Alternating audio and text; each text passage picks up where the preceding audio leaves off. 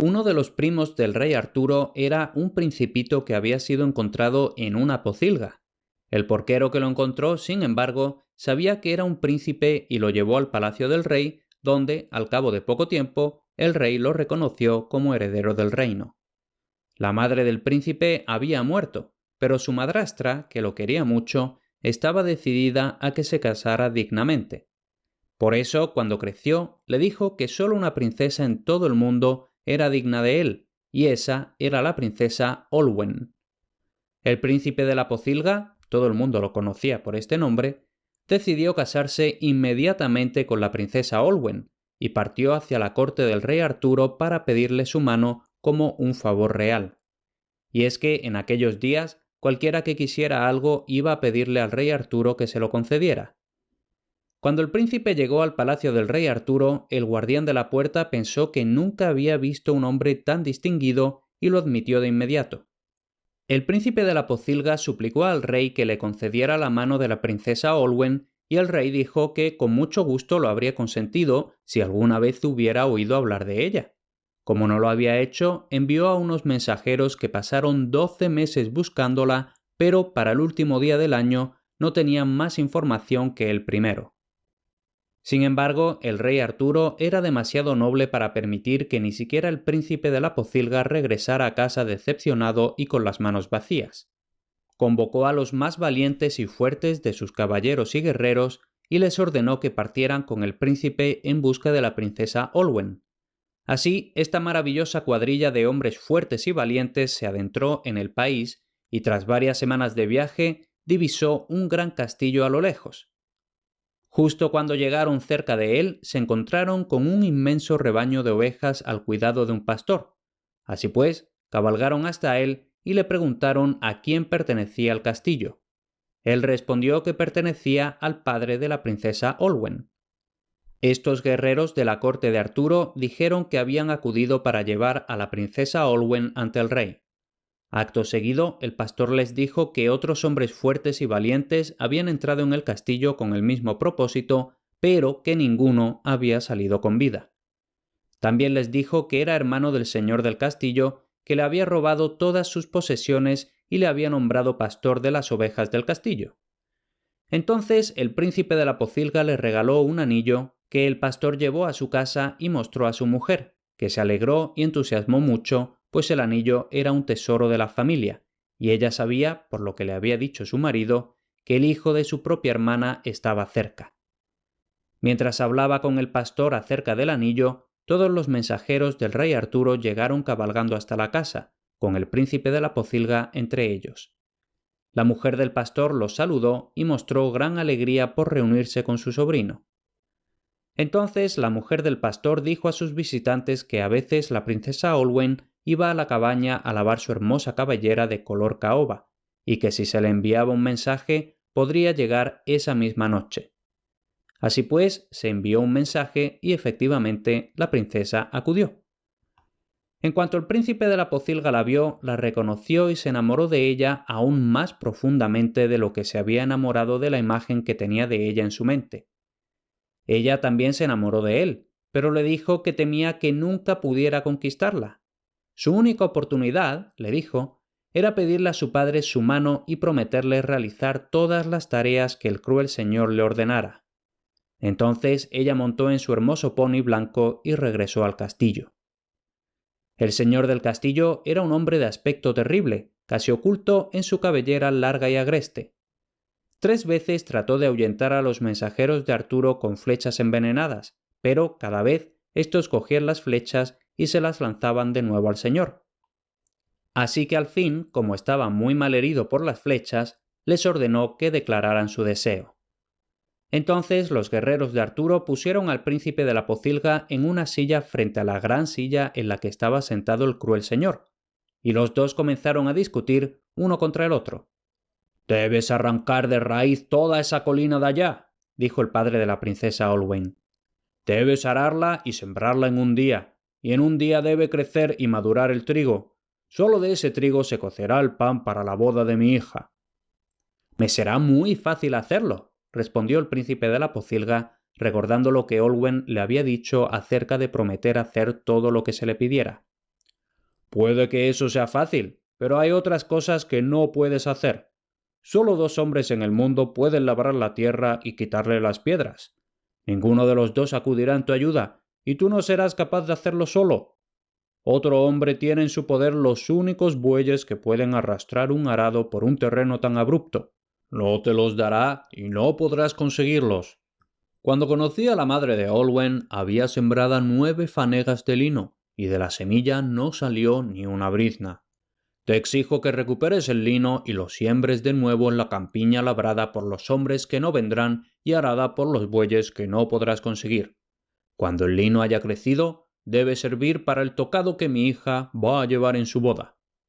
Me será facilísimo hacer todas estas cosas, exclamó con valor el príncipe de la pocilga. Puede que seas capaz de sembrar el lino y de cosecharlo, dijo el señor del castillo, pero hay otras cosas que ciertamente no puedes hacer. Quiero miel 9 veces más dulce que la miel de panal para poner en la bebida de la boda, y debo disponer de la famosa copa de la que se cuentan tantas historias para que contenga este dulce vino. Además, debes traerme el cuerno encantado, el arpa encantada y el caldero encantado del que todo el mundo ha oído hablar. Luego, debo lavarme la cabeza y afeitarme la barba para la ceremonia, y solo puedo afeitarme con la navaja del gran jabalí. Tampoco puedo separarme los cabellos para lavármelos, a menos que tenga sangre de la bruja azabache. Todas estas cosas puedo conseguíroslas fácilmente, se jactó el príncipe de la pocilga. Sí, pero, aunque me lave la cabeza, tengo el pelo tan espeso y enmarañado que solo puedo peinármelo con el peine encantado y cortarle las puntas con las tijeras encantadas que cuelgan entre las 2 orejas del gran jabalí encantado que también lleva la navaja. Me será sumamente fácil cazar al gran jabalí encantado y traeros el peine y las tijeras, así como la navaja, exclamó a voz en cuello el príncipe de la pocilga. Para hacerlo necesitarás el sabueso encantado y la correa encantada para sujetarlo, y el collar y la cadena encantados, y el gran cazador que se llama Mabón, que le fue arrebatado a su madre cuando tenía 3 días y ha estado en paradero desconocido desde entonces. Hagas lo que hagas, no podrás encontrar a Mabón. Para mí será lo más fácil del mundo encontrar a Mabón. ¿Qué más he de hacer?, preguntó el persistente pretendiente de la princesa Olwen. Al parecer tenía varias cosas más que hacer, una de las cuales era persuadir al rey Arturo para que se uniera a la cacería del jabalí encantado con la navaja. El señor del castillo estaba seguro de que el rey Arturo se negaría a hacer tal cosa, pero el príncipe de la pocilga sabía que no era así. La última de todas sus tareas era llevar al padre de Olwen la espada de un terrible gigante. Este gigante solo podía morir por su propia espada y sin duda mataría a cualquiera que intentara robársela. Pero el príncipe de la pocilga no se amilanó. «Mi señor y pariente, el rey Arturo, me conseguirá todas estas maravillas», gritó sin miedo. «No solo conseguiré a vuestra hija, oh gran señor de los cabellos despeinados, sino que también me llevaré vuestra vida». Y diciendo esto partió del castillo y todos los guerreros del rey Arturo partieron con él. Viajaron durante todo un día y al atardecer llegaron a otro castillo, donde los recibió en la puerta un gigante. Cuando le preguntaron de quién era aquel castillo, respondió que pertenecía al gigante de la poderosa espada y que nadie que entrara en él salía vivo. A pesar de ello, los guerreros de Arturo siguieron adelante y llamaron a la puerta. El guardián que estaba sentado dentro les dijo que nadie podía pasar a menos que hiciera algo que nadie pudiera hacer igual de bien. Ser Kay, que estaba entre los guerreros, respondió que era el mejor pulidor de espadas del mundo. El guardián llevó esta noticia al gigante, que respondió que su espada necesitaba un buen pulido, y ordenó que se permitiera la entrada a Ser Kay. Ser Kay entró en el castillo, le entregaron la espada y tras pulirla y afilarla, se escurrió por detrás del gigante y le cortó la cabeza. Entonces todos los guerreros se precipitaron en el castillo del gigante y tomaron el oro y la plata que estaban escondidos en él. Con este tesoro y con la gran espada, viajaron de vuelta a la corte de Arturo y le contaron toda la historia. Y cuando Arturo se enteró de las otras maravillas que aún quedaban por llevar a cabo, preguntó cuál de ellas sería mejor emprender primero. En respuesta, los guerreros le dijeron que lo mejor sería encontrar a Mabón, el cazador perdido, que fue arrebatado a su madre cuando tenía 3 días. Por supuesto, Mabón había sido capturado por el pueblo encantado, y solo el pueblo encantado podría revelar su escondite. Muy cerca del pueblo encantado vivían los pájaros de los árboles. Así pues, en primer lugar, los guerreros fueron en busca del mirlo parlante. Encontraron al mirlo volando por una cañada y cuando le preguntaron dónde podían encontrar a Mabón, les dijo que les mostraría el camino hasta un ciervo encantado que podría ayudarles, ya que era muchos años mayor que él. Así pues, todos partieron en busca del ciervo. Cuando lo encontraron, le dijeron que eran los mensajeros del rey Arturo y que buscaban a Mabón. El ciervo les contestó que había un búho mucho mayor que él que tal vez pudiera responder a su pregunta. Como eran mensajeros de Arturo, añadió, él los conduciría hasta el búho. Una vez más formaron una columna con el ciervo y el mirlo al frente y avanzaron por las colinas hasta encontrar al búho encantado. Pero el búho no pudo decirles dónde se había escondido Mabón. Lo único que pudo hacer fue guiarlos hasta otro pájaro, aún más viejo que él, la gran águila de los riscos. Y fue el águila quien les habló del gran y maravilloso salmón encantado. El águila había intentado una vez matar al salmón, pero después se habían hecho amigos, y así, cuando el poderoso pájaro condujo a los mensajeros de Arturo hasta el poderoso pez, el salmón respondió que sabía dónde estaba Mabón, y tomó a 2 de los mensajeros sobre su amplio lomo plateado y nadó río arriba con ellos hasta los muros de piedra de una vieja ciudad. Y allí oyeron que alguien lloraba y se lamentaba en una mazmorra, y era Mabón, que había sido arrebatado a su madre cuando tenía tan solo 3 días de vida. Entonces los guerreros volvieron a la corte de Arturo y el rey reunió un ejército, y llegaron a la vieja ciudad de piedra y atacaron la mazmorra, y liberaron a Mabón y se lo llevaron a casa. Y entonces todos empezaron a preguntarse qué portento sería mejor buscar a continuación. El sabueso encantado, la correa encantada y el collar encantado estaban aún por encontrar. Mientras Cerkei hablaba de todo esto con Servedivere, vieron de pronto una gran humareda procedente de un gran fuego, y pensaron que era un fuego causado por un ladrón.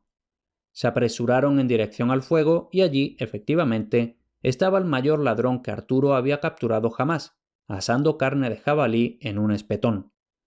Y Cerkei, señalando la barba del ladrón, le susurró a Servedivere que sólo los pelos vivos de esa barba podrían constituir la correa encantada que sujetaría al sabueso encantado con el que Mabón debía cazar al jabalí encantado que llevaba el peine, las tijeras y la navaja. Así pues, los 2 guerreros se escondieron hasta que el ladrón hubo cenado tanto que se quedó profundamente dormido. Entonces se acercaron a él y consiguieron no solo cavar una gran fosa bajo sus pies mientras dormía, sino también meterlo en ella sin despertarlo. Una vez metido en la fosa, le arrancaron el pelo de la barba y lo mataron, pues era un ladrón muy malvado. Llevando la correa que habían hecho con la barba del ladrón, regresaron a la corte de Arturo. Ahora, dijo el rey Arturo, ¿cuál es la siguiente misión? Y todos estuvieron de acuerdo en que debía ser la captura del sabueso encantado. Tuvieron que buscarlo por muchos lugares, pero al fin lo encontraron en el bosque encantado y se lo llevaron al castillo de Arturo. Y ahora todos estaban listos para cazar al jabalí, pero era un animal tan grande y terrible que Arturo dijo que no empezaría la cacería hasta estar seguros de que realmente tenía el peine y las tijeras colgando entre las orejas. Así pues, hizo que uno de sus caballeros adoptara la forma de un pájaro y volara hasta la montaña donde estaba escondido el jabalí encantado. Voló hasta la cima de la guarida del jabalí y efectivamente allí estaban el peine, las tijeras y la navaja. Por un tiempo, Arturo decidió dejar en paz al jabalí y conseguir el caldero mágico. El caldero estaba en casa de un gran rey, que guardaba en él todo su dinero y se negaba en redondo a desprenderse de él ante la petición de Arturo.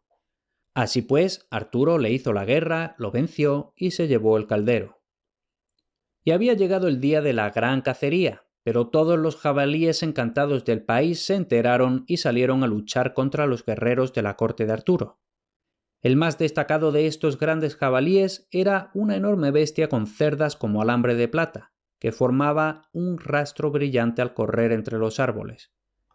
Los guerreros de Arturo y Mabón y el Sabueso Encantado libraron terribles batallas con los jabalíes, pero al fin la gran bestia con el peine, las tijeras y la navaja fue precipitada al río, no lejos de la misma ciudad donde Mabón había sido encontrado por los 2 caballeros que cabalgaban a hombros del Salmón Encantado.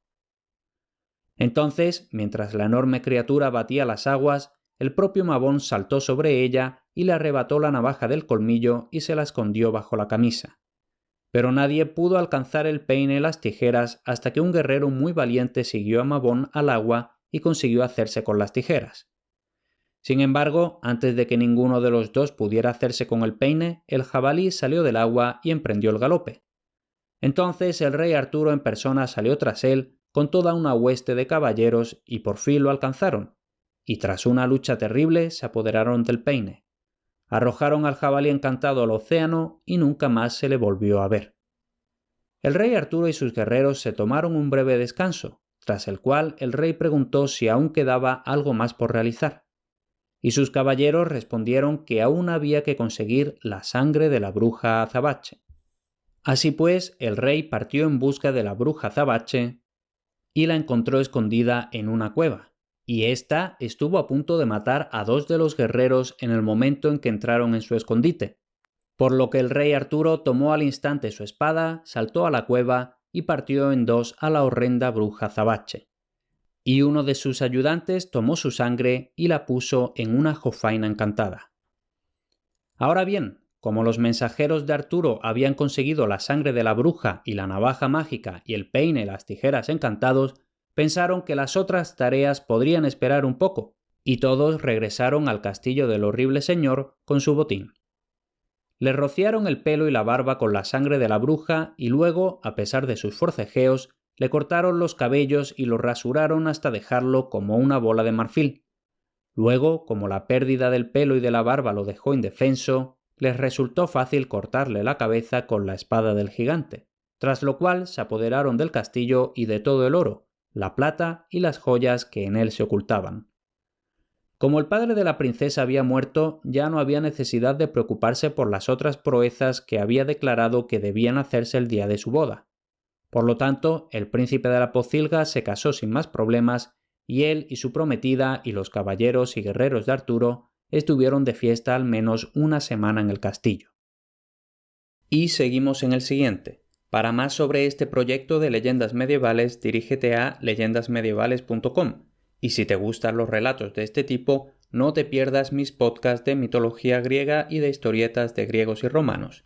Los tienes todos en academialatin.com/podcast.